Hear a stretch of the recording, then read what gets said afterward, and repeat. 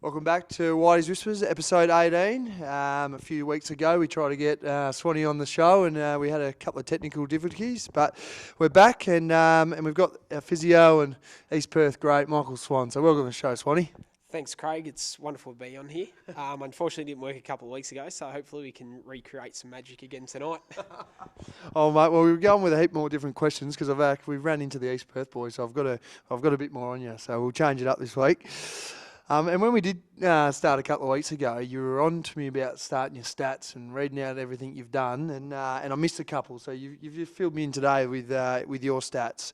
170 games for East Perth, 36 VFL games, 3 NAB Cup games for Sydney, a state game and a Foxtel Cup game, which saw you get over the 200 mark, 181 goals, a life member and a captain of East Perth, so a very decorated career, and you were inducted into the 200 club on the weekend, so congratulations, mate, and how was the night? Thanks, Craig. It was a wonderful night, so I was a really big honour to be inducted into the 200 Games Club, and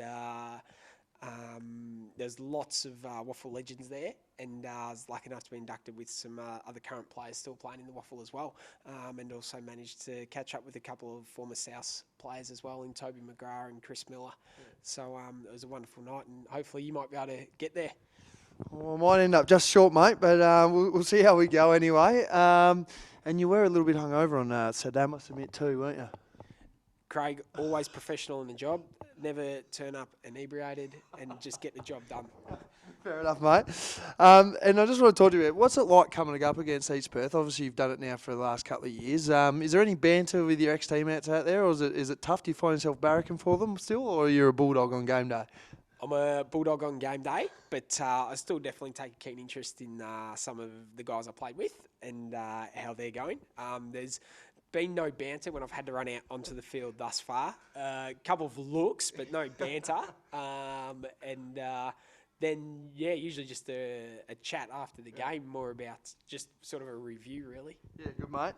And going back to your playing days, what were your perceptions of South Freo, and who are the players that you played on, lining up over your long career? Perceptions of South Freo was we could never beat you guys. I think it was 8 years or 9 years where we didn't beat yous, and that was... I might never been that long, but we just couldn't beat us for a long time, so it was extremely frustrating. Players I used to play on, used to play on Toby McGrath and Chris Miller a few times. Kieran Ugle, back in my early days. Yourself a couple of times, Hayden Schleuth in the midfield a few times. Unfortunately, I never got to play on Ben Swordfish Saunders, but if I did, I would have loved to have given him a couple. I actually in the Hams boys, so I used to play on them, so that was always there's always a bit of carry on there.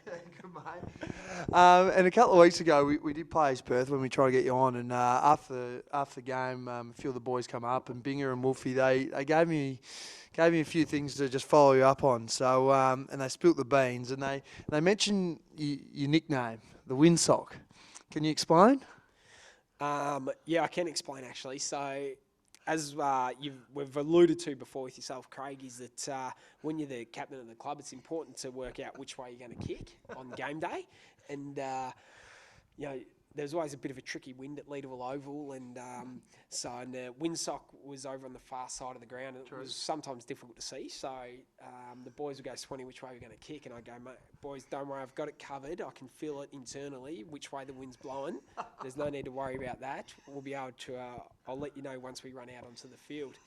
And it's sort of a story evolved from that about how I had just this sixth sense about which way the wind was going to go and the best way to kick. Oh, fair enough, mate. They made mention that it might have been because of your large foreskin, but we'll let that one pass. I've also advised, and then I believe that you're somewhat nerdy, and I can kind of pick that up now. But you're batting well above your average off the field, and you've got a lovely partner, Shannon, and she's the granddaughter of a club legend, Clive Lewington. Mate, and they tell me that she's a better fisherman than what you are, or fisherwoman maybe. Unfortunately, that's probably true, Craig. The few times that I have taken her out, she's outfished me. She's outstanding on the rod and the reel, and She does a great job of fishing. That's why she never really gets a berth when I'm heading out, because she shows me up. Yeah, fair enough, mate. Another weird habit that you've got is that every year when the Tour de France is on, you like to set up your wind trainer in front of the TV and simulate that you're riding each stage of the Tour de France. Is that how'd that come about, mate? Mate, it came about one July when I had an injury and I couldn't play football and I needed to keep fit. And Cadell Evans was right in the thick of the yellow jersey, and I just wanted to do every bit I could to help him get over the line. And so I'd jump on the bike and ride along with him as he'd go through all the pain barriers. Yeah. Those were some late nights, and the missus was there right alongside me, bringing me water and food and gels as required, and fixing up my punctures whenever I'd get a puncture. So, very good, mate. Very good. And lastly, I just want to touch on the footy trips, and you kind of made mention then of the yellow jersey, and it's kind of I think East Perth folklore that each footy trip the boys have a bit of a yellow jersey for the guys that were best on the night before get to wear the yellow jersey, and it goes that most years that you would go on footy trip that you would not have a drink on the first couple of nights, and when all the other boys were starting to struggle, you would put in one big last effort on the last night after not being seen all week and take the yellow jersey by default. Can you confirm? Look, there's always two sides to every story, Craig. So what would happen is the young fellas would get all excited, they'd get a bit carried away, and on the first few nights they'd go and just get absolutely hammered and not remember a thing. Meanwhile, while I'm just plugging away, just knocking them back, and then come the final night when they're fully exhausted and they're worn out, that's when I'd just show them all up and how it's done, and that's why I'd end up with the yellow jersey. Brock Higgins was famous for that, just going too hard too soon, sweating too much, and he'd always just get overrun. Yeah, good, mate. Oh, brilliant work, mate. Probably better than the first one. So hopefully we're all good and we can go to air this week. So thanks for coming on. To all the Bulldog supporters, enjoy the weekend off, and we'll see you next week here at Freo Oval to take on the Falcons. Go the Bulldogs.